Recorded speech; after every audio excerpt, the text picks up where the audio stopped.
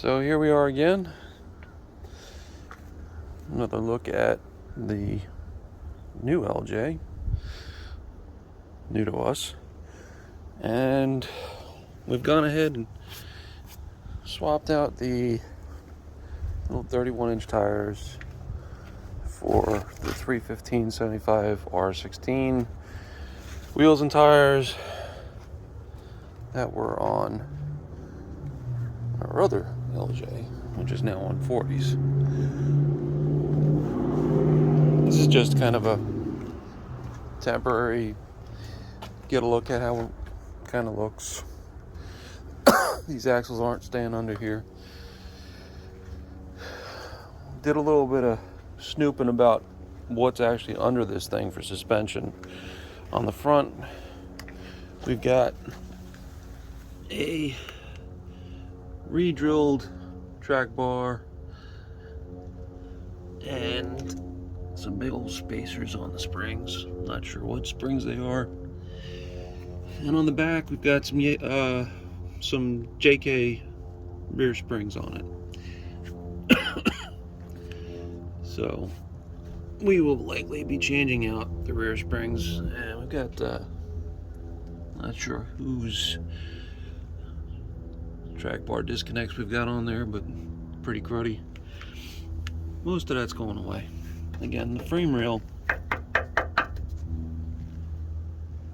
went ahead and banged on it on several spots, and the frame rail's not too bad. The axles are crusty, but they would probably clean up okay. But we've got the other set of axles anyway. Rear drive shaft, we'll see.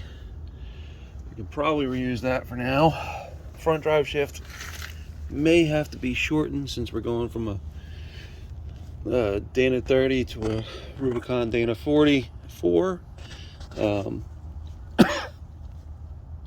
not sure how much longer that snout is on that housing, so might be we can get away with it, might be we can't.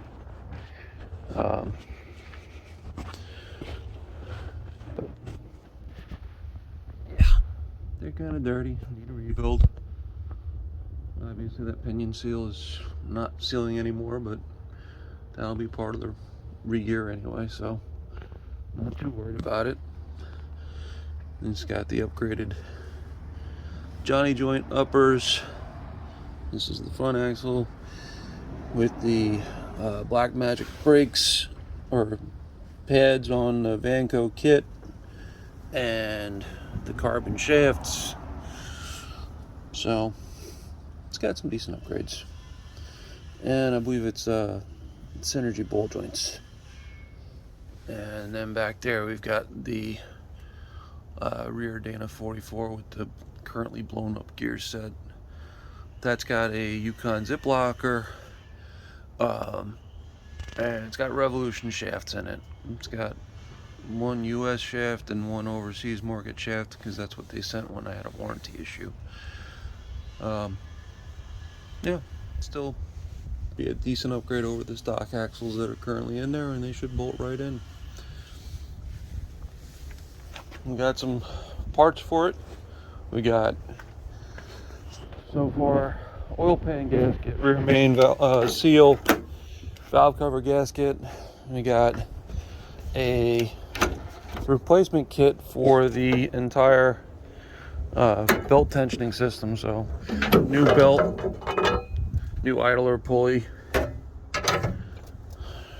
new tension. So that'll all get replaced. Just getting some squealing. I actually want to pull this belt off and see how the water pump feels, and I'm thinking about just getting a new water pump and timing cover gasket, and maybe just getting a new timing chain set. Just do that while we're open. Haven't decided yet. It does look like we got some, well, that might just be clean from power washing. Yeah, I did go ahead and give the old girl a bath with the power washer and some degreaser. So, yeah, it'll be a fun project.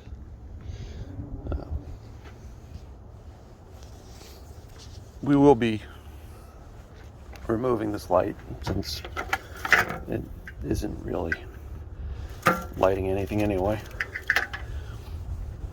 And we'll be getting a winch added on. I'm not sure about this bumper. I mean, it's a bumper. It'll be in the way if we decide to do an Anorak front sway bar. So if that's the case, we'll have to either modify or replace it. And I don't know if it's got really enough metal in it to bother with trying to modify it. This might just be scrap metal. But it's a bumper, who cares?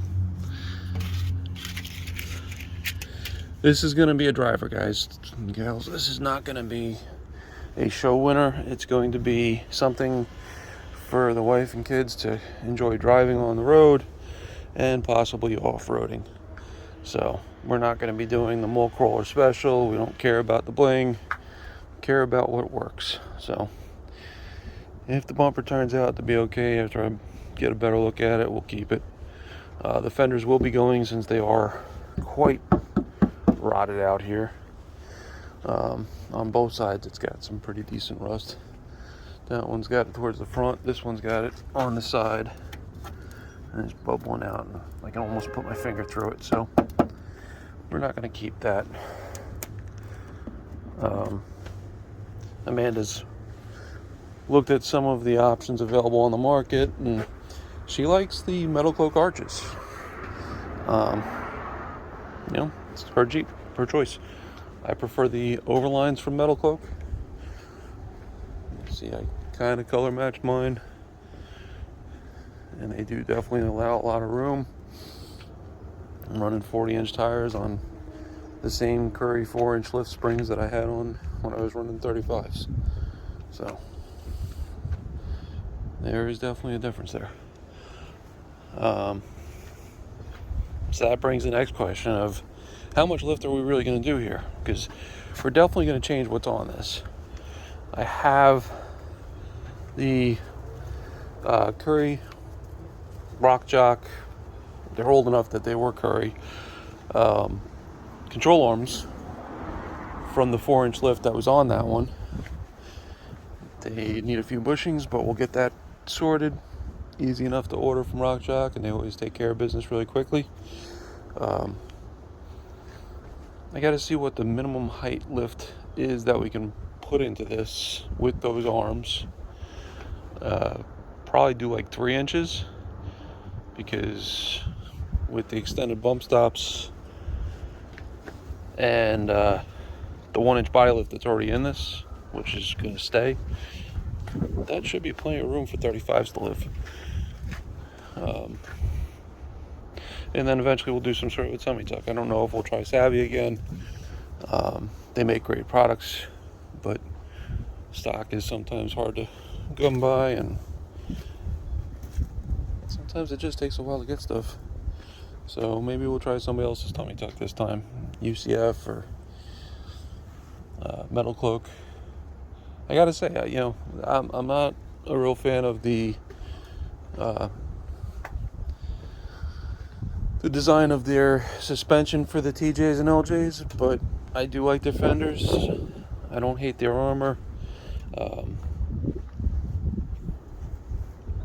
Maybe give it a shot. And I gotta say, customer service from Metal Cloak is second to none. Those guys are great.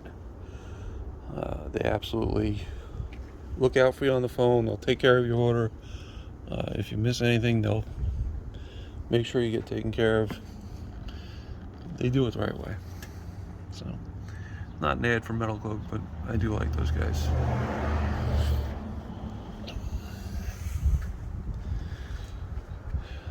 Yeah. If you catch anything I'm missing, let me know in the comments below, but it's pretty straightforward. It looks like somebody went ahead and replaced or painted the valve cover for some reason.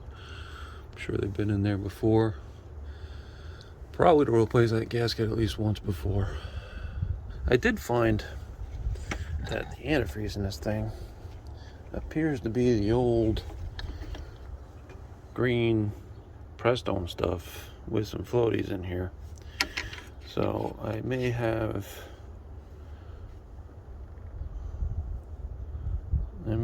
some work in my future to do a full flush of the entire system and potentially a new heater core gasket, even though I was told I had one. Yeah, there's junk floating around in there. I have a feeling there's probably a coolant leak somewhere. Maybe it's a cylinder head gasket or something like that, but that's kind of the challenge of buying a used car. For the price that we got it for, even if it has a cylinder head gasket leak, it's not the end of the world. Somebody's definitely been in here and played with these bolts. You can see that they don't usually rust like that without being removed and reinstalled where the paint peels. So somebody's been fussing around in here. Oh, and this is something that just, yeah, that's gonna have to get fixed. Please, if you're wiring your vehicles and you're splicing, do not use twist wire nuts. That's household stuff.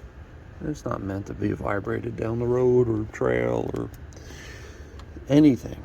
They're just supposed to be set somewhere static and left in place for good. So if you're doing wiring, get the right stuff, do it the right way. Read a book, watch a video, find somebody that knows what they're doing to tutor you, whatever. That's a safety issue. Like, that's a legitimate, could potentially burn the truck down kind of a safety issue. Not sure if they even have the right gauge wiring in here, but it's going into one of the headlights,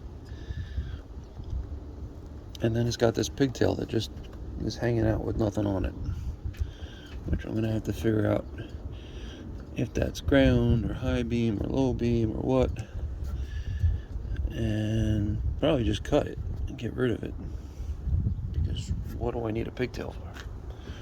You know, they may have had some auxiliary lights or something like that, but there's also headlight bulbs you have to pay attention to. Oh, and this is nice. We've got a bundle of wire, and this is literally a piece of house wiring that was just pulled out of the sheath and used as a twist tie. I mean, give credit where credit is due. The bundle is kind of tidy and in place, and it was holding it, but there's a right way to do it, and then there's this way. So all of this will probably just get pulled out and thrown out once I figure out what it's actually trying to do. It doesn't appear to be for the headlights. Maybe it's the wiring for that light bar, or maybe it's some other accessory that's been removed. You know, this Jeep has definitely had a bit of history. It was part of a club out on the east end of Long Island. These running boards are a more recent addition. They're probably hiding some tub issues, which on this side we can see a little bit more obviously if we get a little aggressive and wiggle things out of the way. You can see there's definitely some rust in there, but the upside is it's an off-road Jeep. Again, we're not doing a show winner. We'll pull those off. If there is some rust, we'll just weld in a patch panel, prime it and paint it with whatever paint we happen to have, and then put either these sliders or some other slider back in place. I'm not sold on these. I don't know who they are. I don't know if they're actually any good. I haven't really looked in how they tie in on the bottom. It feels like they're going in with the body mount, which I don't love. Again, I am a fan of the Savvy ones. I've got them on the other LJ, and they do a great job. I've landed on them many times. We can just a little look. You can see the bottom edge of that needs a sanding and painting, and that's just because it has been roughed up on the rocks so many times. You can see that body bushing is, that body mount is kind of suffering the fate of an off-road Jeep.